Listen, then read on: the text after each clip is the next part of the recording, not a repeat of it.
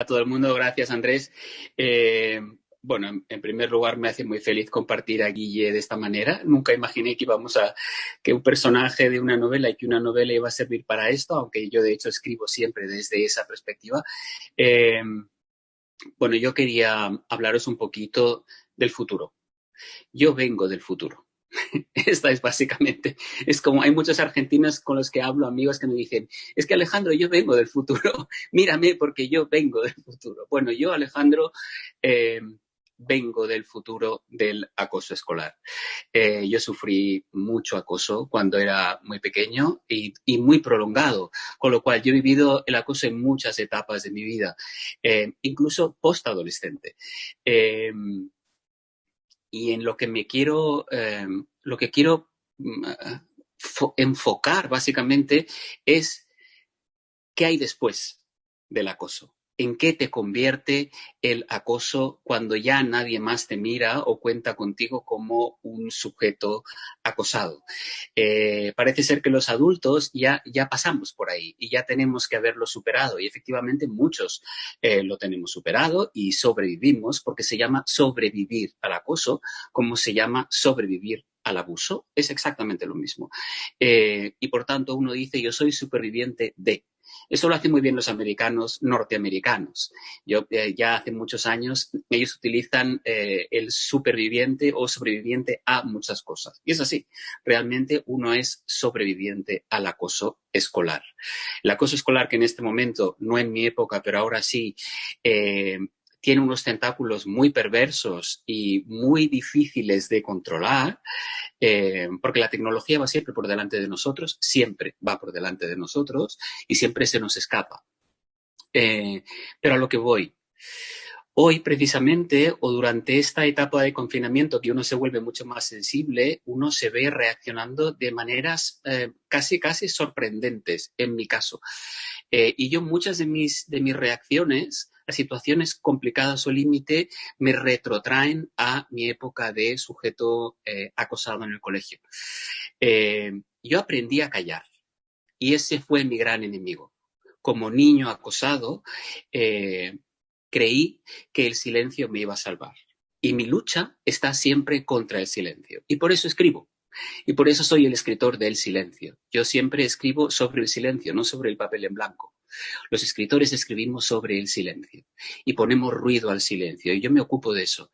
Porque cuando yo empecé a ser un niño acosado a la edad de los 6 años, callé. Pensé, mientras nadie lo sepa, nadie fuera de este ámbito cerrado lo sepa, no existirá. Y entonces uno aprende que existe una fantasía y es la de que las cosas, si no se hablan y no se mencionan, no existen. Y uno vive ahí, como si viviera en una serie de televisión. Y uno deja de ser uno mismo y deja de confiar en uno mismo y crea un mundo paralelo en el que todo es mentira, pero uno está seguro. Yo opté por no hablar porque me daba mucha vergüenza.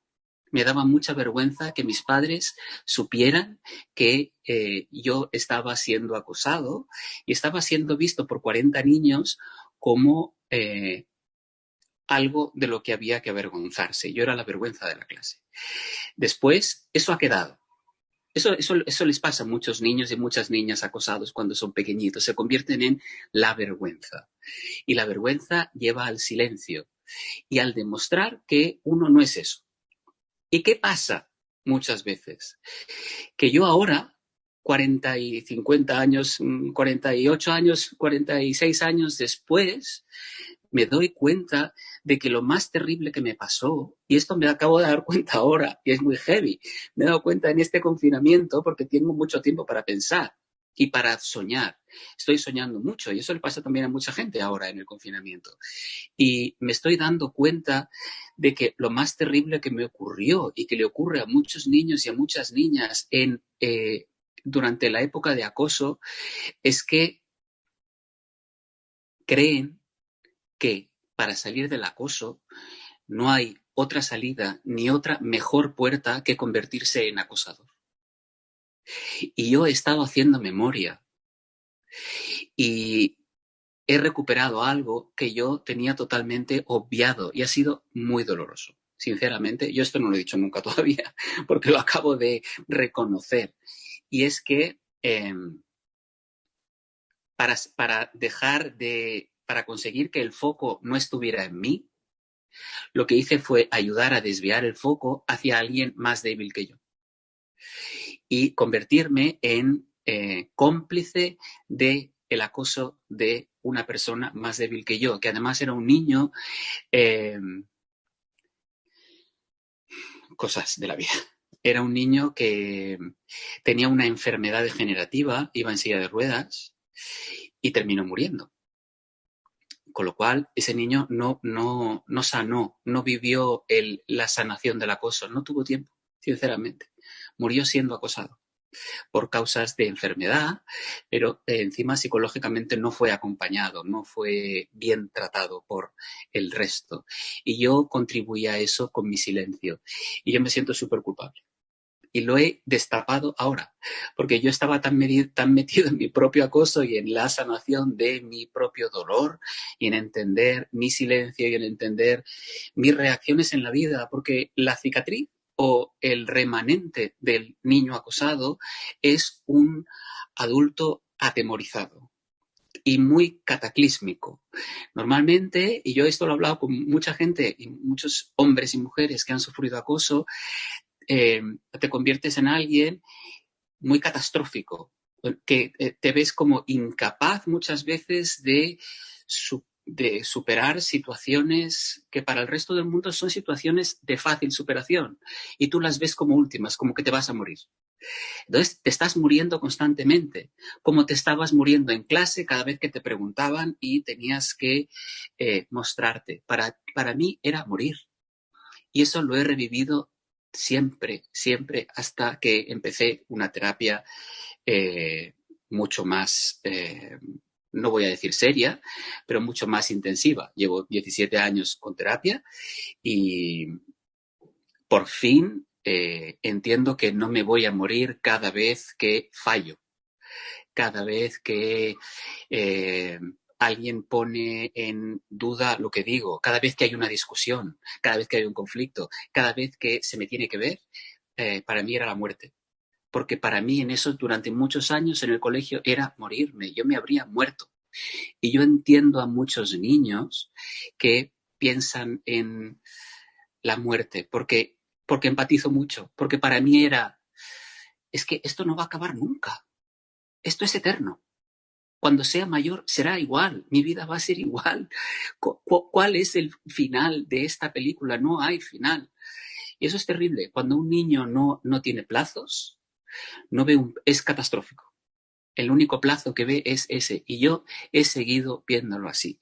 Y eso me lleva a un acoso prolongado en la infancia y en la preadolescencia y en la adolescencia. Convoca y provoca a un adulto muy sufridor y muy dramático. Yo como adulto he recibido mucho rechazo por dramático, cosa curiosa porque yo me dedico al drama y a la comedia y yo me gano la vida con mi drama. Yo me gano la vida escribiendo drama y escribiendo comedia y lo hago muy bien. Pero a nivel personal, mi parte dramática, que es la que me da de comer a nivel profesional, provoca muchísimo rechazo entre las personas que no quieren plantearse según qué cosas. Y he descubierto que muchas de esas personas fueron acosadas de pequeñas. He descubierto que gran parte de la población ha sido acosada o se ha sentido acosada de pequeño en algún momento de la edad escolar. E incluso gente que se reconoce acosadora, y yo he tenido 2 casos últimamente con 2 personas que tienen un puesto muy alto en educación, al final han terminado confesando que antes de eso habían sido acosadas. El acoso es terrible, es la pandemia. Es realmente la pandemia, porque del acoso dependen los tentáculos que hacen los adultos que somos, no solamente el sufrimiento del niño, sino el sufrimiento del adulto, que es eterno. Y eso es lo que yo intento trabajar siempre con mis novelas y con mi obra, que el acoso no derive después en el maltrato. Y no derive después en el maltrato al mayor. Y mayor quiero decir a nuestros mayores. Porque hay conductas de maltrato y de acoso a los mayores, a los abuelos, eh, que son una repetición de lo que hemos vivido cuando somos pequeños. Es tremendo lo que repetimos. Es tremendo cómo se repiten los patrones. Si no lo atajamos desde pequeños, es muy difícil atajarlo desde cuando el comportamiento y cuando la dinámica ya está tan establecida en el individuo. Con lo cual es fundamental escuchar y atacar el silencio. El silencio no crea buenas casas, no crea buenas mesas, no crea buenas familias. El silencio no puede ser la base de una relación madre, padre, hijo o niño, profesor. En ningún caso. El niño tiene que crecer y tiene que estar envuelto en una atmósfera que le permita constantemente preguntar por qué, por qué, por qué, por qué. Esos niños que preguntan por qué todo el día. A mí me llamaban Alejandro ¿por qué? Cuando era pequeño. Y en realidad muchos de esos niños están preguntando ¿por qué me ven así? ¿Por qué me merezco yo esto? Esa es la pregunta que no sabes hacer cuando eres pequeñito y tienes 6 años. Y yo preguntaba ¿por qué? ¿Por qué? ¿Por qué? En realidad lo que preguntaba era ¿por qué yo? ¿Por qué a mí? Eso es lo que quería decir. No sé si me alargo, me acorto, porque yo me enrollo como una persiana, pero me alarga un poquito, lo siento. Eh, pero soy muy visceral, entonces me sale así. Me callo. Muy bien. Al siguiente ponente, muchísimas gracias. Gracias.